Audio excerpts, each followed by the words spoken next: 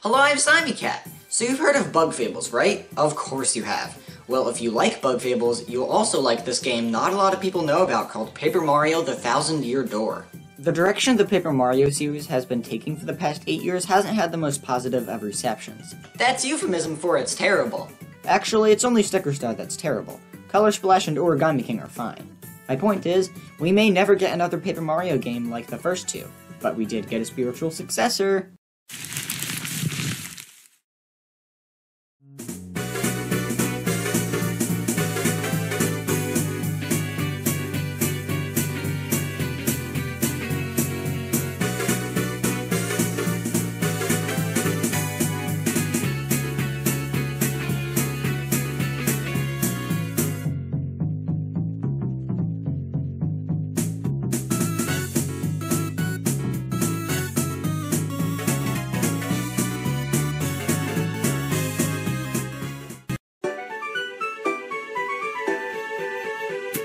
Bug Fables: The Everlasting Sapling, released on PC in 2019 and consoles in 2020.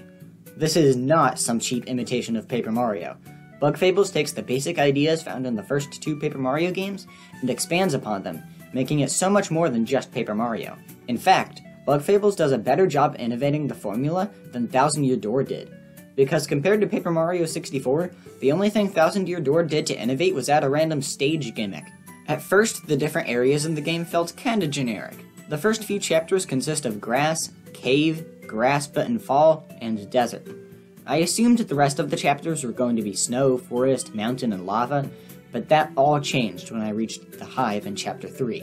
Not only is the Hive's honey factory a creative location and one that I really should have seen coming given the bug theme, but in the Hive there exists a telescope you can look in that made me remember bugs are small. The desert is just a sandbox. There is a giant human-sized house in the distance. That blew my mind more than it really should have. Paper Mario is quite a bit more challenging than your average Nintendo game. I would definitely not describe it as easy, but it's still on the beginner-friendly side of things. There are some late-game bosses I would lose to on occasion, but there's nothing in those games that force you to go into a battle with a very well-thought-out strategy to win. Bug Fables, on the other hand, was made with Paper Mario veterans in mind. You get a medal, this game's equivalent of badges, right at the start of the game that lets you switch to hard mode whenever you want. Oh hey, a new enemy! Ah, make it stop! Hard mode is true to its name, especially because this can happen to you if you get first striked. Of course, if you are not looking for a huge challenge, then you can always ignore hard mode, although the game is still pretty hard without hard mode. Instead of having one main character that can swap out different partners, Bug Fables has only 3 characters of equal importance: Kabu the Beetle, V the Bee, and Leaf the Moth. TP replaces FP and MP replaces BP. Instead of choosing from a bonus of 5 HP, 5 TP, and 3 MP, the options are now 1 HP for all 3 characters, 3 TP, and, well, MP is still the same. Because of the lower upgrade numbers, your decision becomes much more important. I upgraded TP 5 times at the start of the game, then upgraded nothing but MP. I didn't upgrade HP a single time, just like any good Paper Mario player. Being healthy is for casuals. Late game enemies can take half your HP or even one-shot you, so upgrading HP is a good idea if you don't like the sound of that. Anything is viable. Medal customization is even better than it was in Paper Mario. Kabu has an ability that makes enemies only attack him, so you can give him some medals that increase defense to negate a lot of damage while the rest of the team stays safe. Or you can make Kabu a glass cannon that does high damage to all grounded enemies. It's your choice. Leaf is a magic user, so you could equip medals that give him more abilities, like increasing an ally's attack or defense. Or you could rely on his ability to freeze enemies. Leaf also has an ability that makes someone invincible for a turn. Pairing this with Kabu's ability to make enemies only attack him is pretty overpowered provided you have enough TP. V has a lot of multi-hit attacks, so you could give her some medals that increase attack. Or, you could even make V a healer. My personal favorite strategy is the poison strategy. There are medals that increase attack and defense while poisoned, there's one that poisons you when you use a healing item, and there's one that makes you never naturally recover from poison. Put all that on V and you can shred through boss HP. There are endless synergies and strategies, but that's not all there is to the battle system. Each character's position matters too. The one in front does more damage, but is also targeted more often by enemies. You can also turn relay to give someone's turn to someone else. There are 2 tiers of blocking, normal blocks and super blocks. The better your timing is, the less damage you'll take. There is an optional boss in Chapter 2 that you're not really supposed to fight until much later. So the first time I lost to it, instead of giving up and continuing Chapter 3, I managed to be so stubborn that I actually beat it, after losing to it 15 times. When you lose to a boss, you're given the option of changing your medals around before retrying. Progressing the story is cool and all, but why do that when you can do the incredible side quests in this game?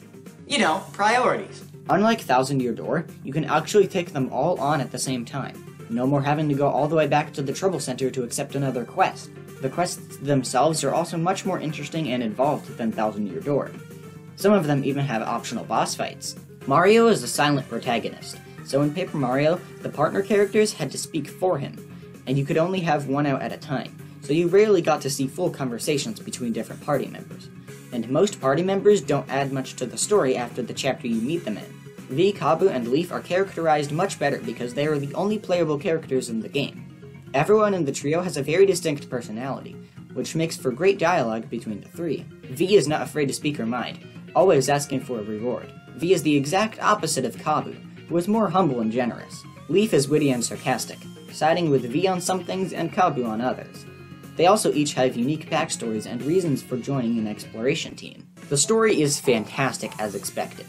The Ant Queen searched for a legendary treasure that would grant immense power called the Everlasting Sapling. She never found it in her lifetime, so she entrusted the search to the next queen in line, who founded the Explorers Association, a group of explorers trying to find the Everlasting Sapling.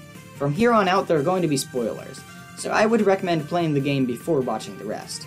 Early on in the game, we don't get the reason the Ant Queen wants the Everlasting Sapling.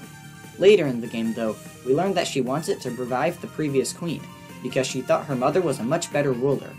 When playing through the game, I and many others thought the Ant Queen was going to be evil and end up being the final boss. But it's actually more of a twist that she's not the villain. The actual villain, being the Wasp King, isn't that memorable, but he's still kinda interesting. If you like the older Paper Mario games at all, you will definitely like Bug Fables. It takes the ideas found in Paper Mario and makes them new and exciting again.